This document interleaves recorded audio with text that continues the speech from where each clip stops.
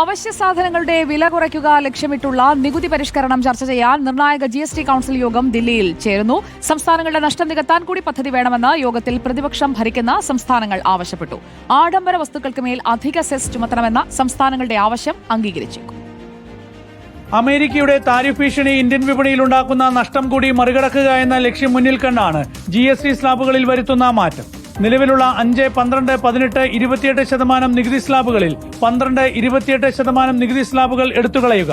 പുതുതായി 40% ഒരു ഉയർന്ന നികുതി സ്ലാബ് കൊണ്ടുവരിക. ഭക്ഷ്യവസ്തുക്കൾ, ഇലക്ട്രോണിക് ഉൽപ്പന്നങ്ങൾ, ഇലക്ട്രിക് ഉൽപ്പന്നങ്ങൾ, സിമന്റ് ഉൾപ്പെടെയുള്ള നിർമ്മാണ സാമഗ്രികൾ, കാറുകൾ, മോട്ടോർ ബൈക്കുകൾ, മെഡിക്കൽ ഉപകരണങ്ങൾ തുടങ്ങിയവയുടെ വില പുതിയ നികുതി പരിഷ്കരണത്തോടെ കുറയും. സംസ്ഥാനങ്ങൾക്കുണ്ടാകുന്ന നഷ്ടം കൂടി കണക്കിലെടുത്താകണം നികുതി പരിഷ്കരണം നടപ്പാക്കേണ്ടതെന്ന് ധനകാര്യ വകുപ്പ് മന്ത്രി KN ബാലഗോപാൽ ആവശ്യപ്പെട്ടു.